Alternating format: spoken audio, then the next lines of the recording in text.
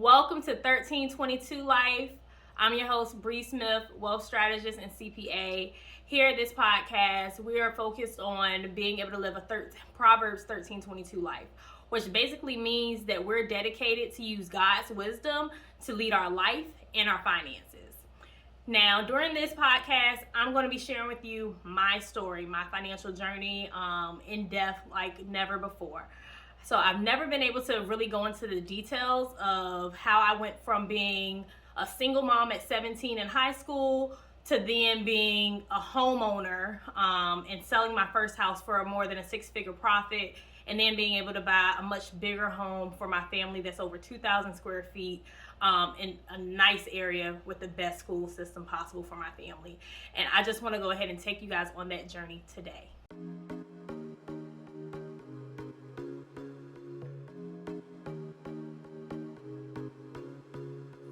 So basically, when I was 17, I got pregnant with my daughter, and it was my senior year of high school. During that time, I had a job at McDonald's.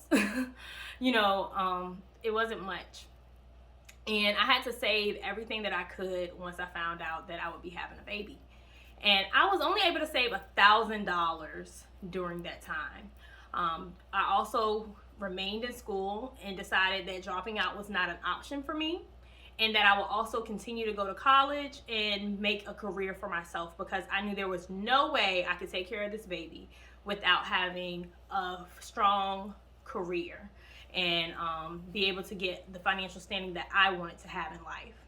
Now, when I was young, I started being able to study rich people. So I wanted to know about Warren Buffett. I wanted to know about Bill Gates. Like, how did these people get rich? And why were they able to stay so rich? Steve Jobs, Oprah Winfrey, Tyler Perry, you name it. I wanted to know the secrets of the wealthy, because it seemed like they had some loopholes or something that I just wasn't privy to. Because growing up, I don't know about you, but my family didn't talk much about money. We just went with the flow. My mom's money was not my business. And I know a lot of you guys may come from a household like that. And in school, they really don't teach it as well. So I really had to start from scratch. Now, I was great with saving money because I started off when I was 12 getting an allowance of $20 every 2 weeks from my grandmother. I would save up that money, and then I would use it to buy school clothes, and I would go to Ross, which is a discount store. And so I would go there to buy, once I got $100, I would buy as many clothes that I could for the most bang for my buck. And that's how I started to be a saver and started learning about the importance of money and how to utilize it and things of that nature. I also started paying for my own phone bill when I was 16. So I would also use that allowance for that until I got my job at McDonald's on my birthday. So from there, once I was having a daughter, it's great that I knew how to save, but I wasn't making much money. I was a teenager in high school. A lot of us are broke at that age.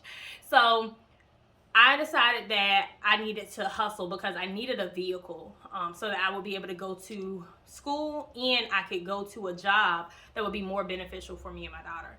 And I worked 2 jobs the summer after I had my daughter. So I had my daughter in February, and my birthday came in March. 2 weeks later, I turned 18.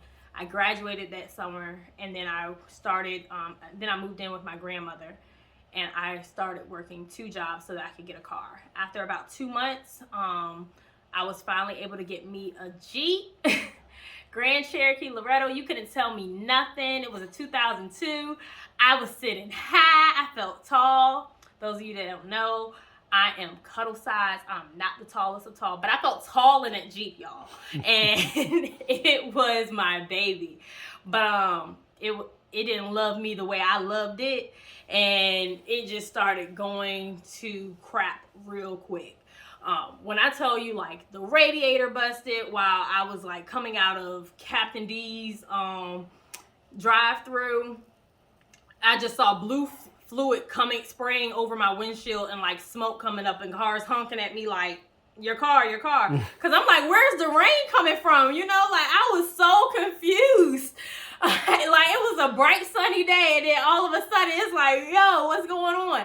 So I pulled over, had to get a tow truck. It was so awful. Then after I got the radiator fixed, y'all, I was like, all right, this car good, right? No.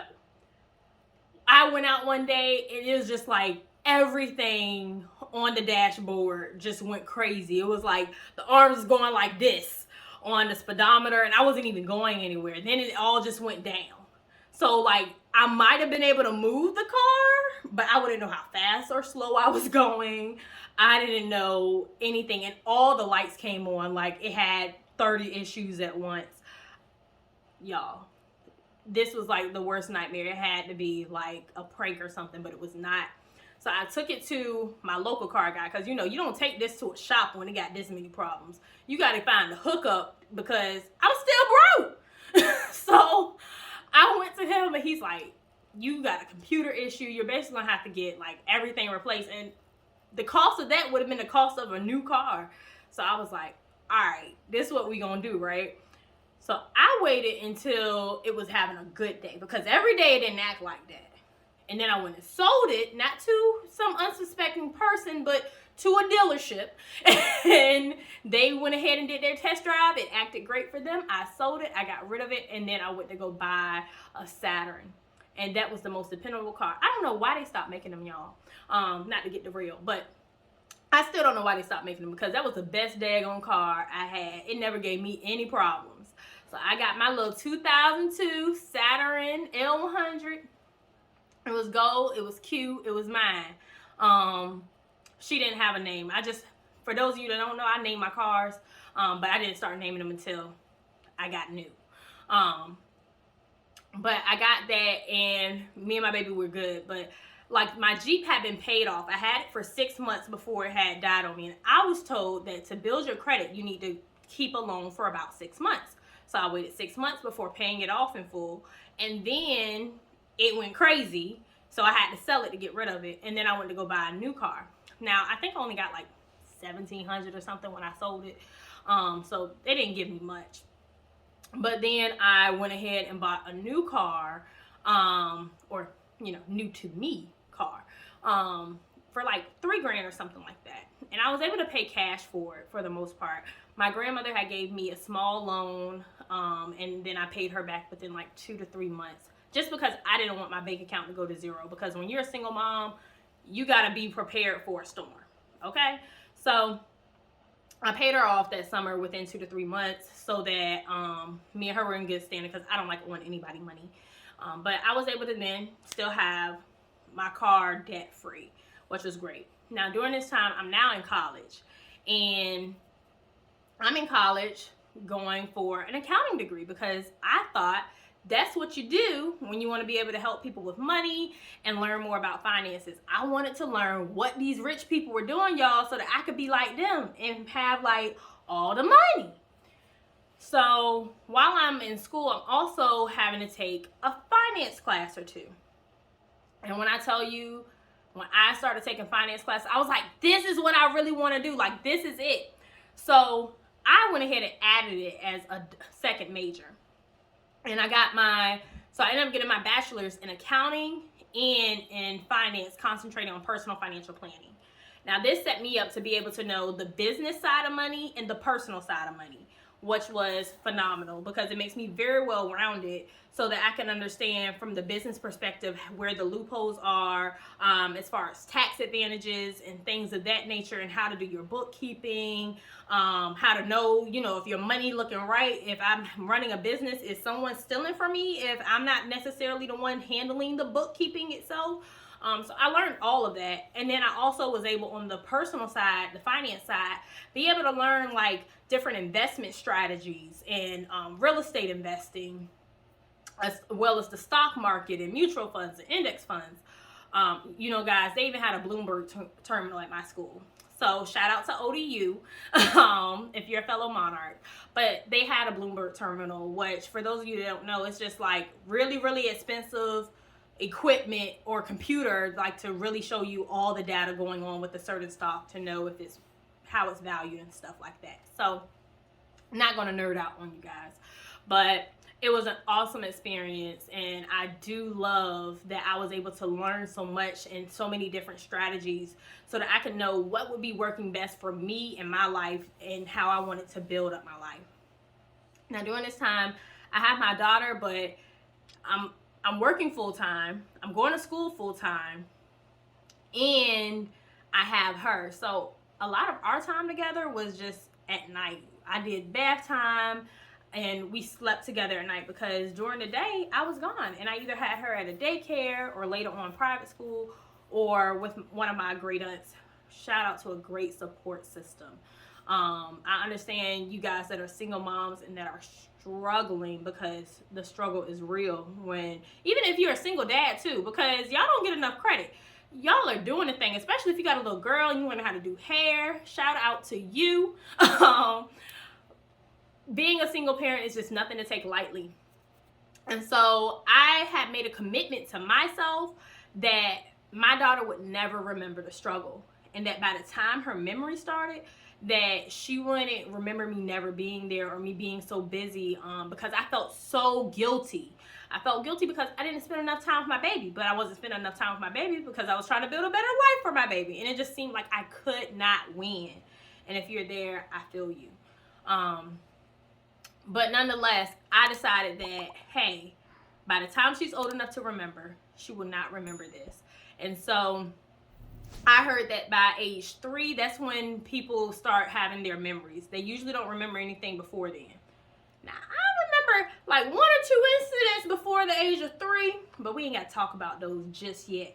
But nonetheless, I don't really remember much before that age either. And so I had got us an apartment during my sophomore year, I believe, in college. It was when I was 19. I went ahead and got us our first apartment, and what turned out to be our only apartment. And it was great. We had 2 bedrooms. We had good neighbors that would push me out of the snow. And we had a washer and dryer set up. So that was all you could ask for, because I did not want to go to a laundromat with a little one. And I didn't have time to go to one with my schedule. And so shortly after that, within a year, right before my lease was up, and it was going to go month to month. And luckily, the people I was renting for, they weren't going to charge me more once I went month to month, which was awesome. But right before I was about to go month to month, I was just up nerding out on the computer. And I was like, I wonder if I could own and have a mortgage for less than what I rent. Now, y'all, my rent was low. I was paying $625 a month for rent. So I didn't really think this was possible at all. But I went ahead and I looked at, I was able to use this mortgage calculator where you can basically put in how much you wanted to pay each month. And then it would tell you a range of what kind of house you would qualify for, or how much the house may cost. So then I started looking up, like, are there any houses like for this little bit of money, for like, $60,000, $70,000, $80,000 that I could buy? And I actually started seeing a bunch of different options, whether it was condos or houses or townhouses or single family homes. I was able to find a wide range. And so I was like, all right, cool. Like, this is what I'm going to do. I'm going to go buy a house. And it just happened like that. It was like a December night. I decided I was going to buy a house. That January, I was under contract for my very first home. And it was so dope. It ended up being such a big house. It was 3 bedrooms, 1.5 bath. Still got great neighbors again that would bring my trash in or mow my lawn for me. So shout out to Kev. Appreciate you, because I don't even know how to start a lawnmower to this day. And it was just such a great help. And so I had my house. Me and my daughter were set. And now my daughter only remembers living in a home, because when she was 3, right after her 3rd birthday is when I closed on the house. And it was 1 week after my 21st birthday that I closed. So we started the process at 20 in January, and it took a couple extra months to close, because they weren't trying to let a 20-year-old get nothing. But it was more issues than that. But nonetheless, I had the best lender possible that worked with me, worked with my boss, to make sure that I had everything in line so that I could get my house. And then afterwards, I was able to close, and then I got my car. So, like I said, I like to name my cars, y'all. So nothing was wrong with my Saturn. That thing was tried and true. They really should make more of them. But I just thought I deserved a new car. Did I really? No. Like, this was my biggest financial mistake that I made, and that was to not stick to my plan, because my plan was I was going to sell my Saturn for at least $3,000 or more, because, like I said, it was tried and true, and then I would go buy a car. Instead, I got all up in my emotions and feelings in my car, which I have named Royalty. So you know she was cute, right? But I was in Royalty, and I was just like, yo, she is just so pretty. She drives so smooth, because she don't drive like them old cars drive. Like, y'all know new cars drive different. So it was just such a smooth ride. It was beautiful. I had been looking at the Elantras for like a couple of years at that point, and I was just like, gotta have it. So I made more of an impulse decision and bought it, and got like $600 for my Saturn, when I could have instead sold it for at least $3,000 back then. So that's my biggest financial mistake, by just getting all up in my emotions and making an emotional purchase instead of sticking to my guns and sticking to my financial plan that I had in place at the time. But it didn't make a huge difference in life. Royalty is now paid off too. And she is tried and true, and I love her. And I bought priorities, so I got priorities for life. Y'all, I don't even know what an oil change costs no more, for real, because I don't get them. At least I get them, but I get them for free. So it is lovely. And also during that year, that's the year that I met my husband. And my family went from just me and my daughter to me, my husband, and 3 kids, because he had 2 and I had 1. And I don't know, like, we just overnight, it was like instant family for us. So we fell in love very fast. We had to be in each other's face and space, and it was just, I don't know, it was bad. So now, not only do we have 3 kids, but at least we have 2 incomes. And I'll have my husband on a later episode to share his story with you guys, because it was a journey, okay? But nonetheless, after that, I was still ready, like, all right, now I had to change my goals a little bit, because my goal was then, at that point, like in another year or 2, I was going to be buying another house, because although my house that I had was great, I wanted to move to Virginia Beach. So those of you that are in VA, y'all know the difference between Norfolk and Virginia Beach. But if you're not, like, Norfolk public schools are subpar. And Virginia Beach public schools are the best in the state. Alright, and I'm a Virginia Beach public school graduate, so I might be a little biased, but numbers don't lie. So when I say we the best, we the best. So I had to get my daughter there, right? So that's why she also ended up going to private school, because when we were at Norfolk public schools, it just was not it. She was not getting the quality education that I felt like my baby needed. And so I had put her in private school for K2 at the private school I had started off at. It was Green Hill Farms Christian Academy.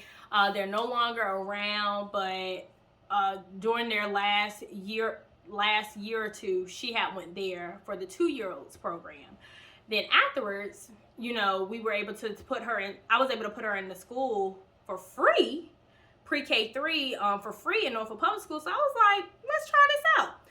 Now, her first teacher was awesome, but her second teacher for pre-K4 was not it. It was a glorified babysitter. So I had to get my baby away from there. And because it was just hit or miss, and I couldn't do hit or miss with my kid. So then I started looking at private schools. So if any of you are thinking about private schools, they start early. You have to plan for them. So when I reached out to them in September, like, can I bring my baby over here now? They're like, look, we started school in August and any financial aid that we have was already determined, several months ago. Most people start applying in January or December. And I was like, whoa, okay. So at that point, I was like, that's cool. I'm going to go ahead and catch them in a few months to apply for the following year. That school year, it was but pre-K4 is not a necessary grade. I'm just an overachiever. So I then got my daughter enrolled in private school, and it was like the education was over $20,000 a year that she was getting.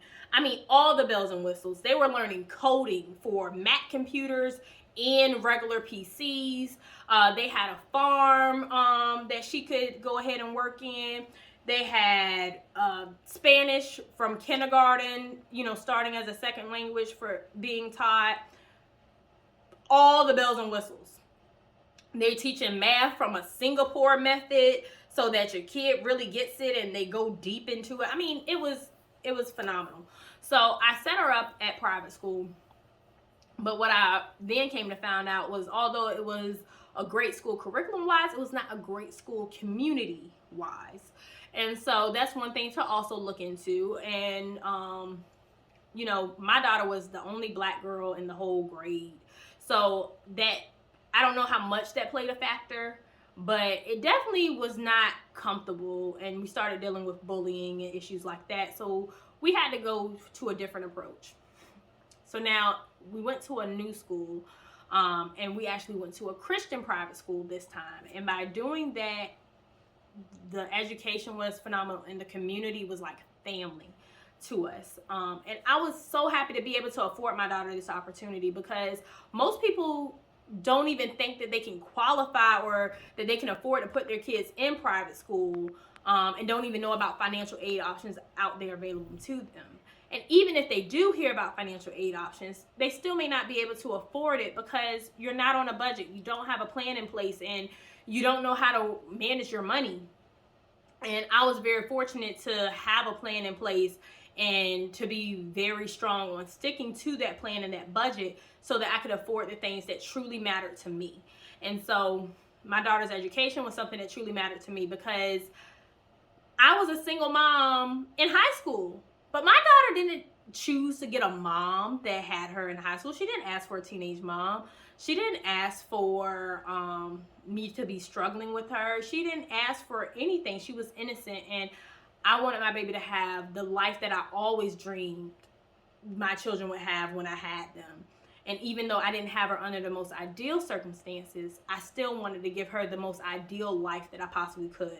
And I know all of you parents feel that way. Like, we all want the best for our kids. And so for me, that meant being able to have the option to give her a private school education if she couldn't go to the best public schools around in Virginia Beach. That also meant that I wanted my daughter to be able to have her own room and her own bed, because my mom always made sure I had a full-size bed since I was like 5 or 6 years old. So I wanted my daughter to have a full-size bed. I mean, these things may not seem like a big deal, but they were to me, because I wanted to give my baby the best life possible. And that's what it looked like to me.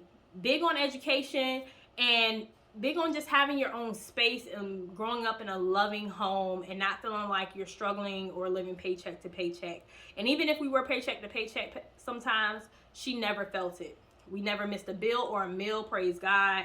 And he was the only reason that we were able to accomplish all of these things. I had so many people ask me, Bree, how do you work full-time, go to school full-time, and you're a single mom to a toddler, like, or a baby, depending on what year of college it was, like, how are you doing it all? And I used to be like, I don't know. And I can tell you guys now, I really do know. I know it was because God's hand was on me, and he was providing for me, and he was there for me throughout it all, because I cannot say that I did it all. Like, I was making $10 an hour when I got my apartment, okay? Then when I got my house, I was making barely like 13 an hour. Like I wasn't making a lot of money, y'all. I wasn't making like massive income. I was still a college student when I bought my house. I wasn't even in my senior year yet. It was a struggle. Like, I didn't have the most ideal circumstances. And then I didn't even know, like, y'all can get grants for the down payment on y'all house. Like, you can go out here and get a grant that'll cover closing costs and a down payment on your home that you buy from the city if you are low income, like I was, because I was real low income. But instead, I had to have that in place, and it was just great that I saved my money, and I saved every dime, every penny, because I never knew when a rainy day was coming. And that's why I was able to be up on late at night and playing on a computer, and then decide to buy a house, and the next month be under contract to buy a house. I wouldn't have been able to do that if I didn't have money in the bank, and I didn't have a financial plan, and I didn't budget properly. Like, these things just would not have been possible for me. And I definitely want to be able to help as many parents as I can to create your ideal life for you and your family and your babies, because your babies deserve the best too, just like mine do. I get a little emotional when it comes to them, because I want to give my kids the world and then some. You hear me? So, but to get back to it, while we were in that house, we went through a lot of different transitions with my husband. But then we were able to finally get ready to sell during COVID. So those of y'all know, like, COVID was a seller's market. It was crazy. Houses were going for like crazy amounts above. And I was able to get a 6-figure profit. I sold my house for more than double what I paid for it. And was able to have over $100,000 deposited into my bank afterwards, like tax-free money. And that is beautiful. And this is just what I'm talking about when it comes to like a wealthy mindset. A lot of people tell you, like, you should rent. You don't have to follow everyone that says you need to owning their houses and all of that. Let me tell you, what other way would a single mom making $13 an hour just 5 years later be able to sell a house and get a 6-figure check tax-free? There's no way I could have rented a house or rented an apartment and got that kind of return and had over $100K in the bank afterwards. Rent goes up every year. They're not making more properties like we're seeing right now. Mortgage interest rates are going up, so that means mortgages are going up, which means rent is going up even higher. Rent has never gone down in history, but when property values go down, mortgages go down, but rent, that stays on a even climb up. So you're not going to see your rent ever lower. And so buying a house was extremely beneficial to me, to being able to have wealth for my family and start building a life that I can be proud of and building a legacy, because it's my goal that none of my children, none of my descendants will ever struggle with money because of the work that I put in my lifetime. Y'all, I'm not talking about looking small or like small dreams where I'm just going to leave my kids maybe $50,000 or $100,000 when I die or something like that. I'm talking like millions. I want my kids to have millions that they can then compound on for the next generation, and then for the next generation, like so on and so forth.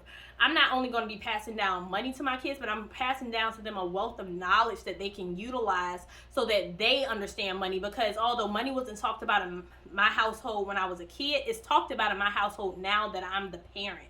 And so I'm setting my kids up for financial success. They're going to know the value of the dollar. They're already learning it now with their allowance that they get from me. They're going to know how to manage properties.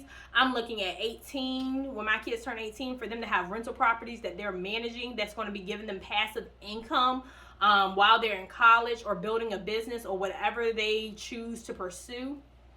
I'm looking to just give them the life of their dreams. And I want to help other people to dream big on that scale and accomplish it, because all you need is a plan in place. I forgot to let you guys know, this podcast is sponsored by the Financial Freedom Plan, and it's a plan where I help my clients to go get the coaching, community, accountability that they need. so that they can reach their goals. They will have lifetime access to this course, but also they'll be getting help for a year, so that they can be able to buy a house or vacation more, or just eliminate all of their money worries forever, or all of the above. Whatever your goal may be financially, I want to help you with it so that you can start creating wealth and building a legacy for you and your family, so that the struggle ends with you. The work you put in during your lifetime changes the trajectory of your family tree.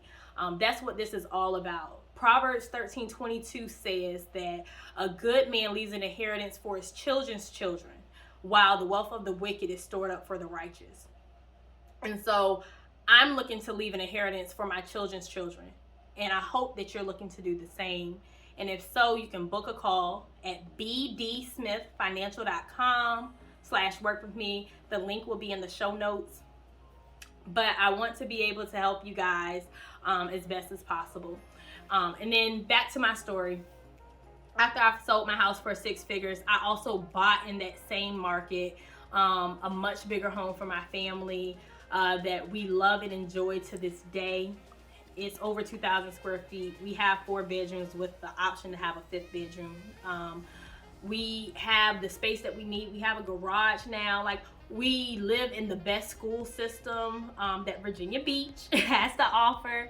And we're still like able to enjoy one another and not feel like, oh, we're paycheck to paycheck. Because even though I like to go ahead and stick to my plan and my budget, we always have space and wiggle room because we have a plan. Like, I was able to take off. I have a new baby, Nehemiah. If you guys have been seeing him on Instagram, he is so cute. And he stays home with me. I'm able to have my baby stay at home with me while I work from home. And he has space that he needs to roam and meddle and get into stuff.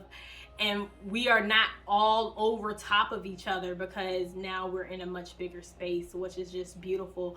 I was able to take off of work for 3 months. My husband was able to take off work 2 months after we had our baby. He did not get paid for his time off. I did not get full pay on my entire time off. But we were able to do those things because of our financial plan that was in place. And so there's a lot of different scenarios where our family really could have been hurting, but we haven't, just by having a plan. So if you're serious about making your goals happen in 2023, again, this episode is sponsored by The Financial Freedom Plan, where I help you to have the community and the accountability that you need to start creating wealth and building a legacy for you and your babies. And I hope that you join me. I will see you guys on the next episode. Love y'all.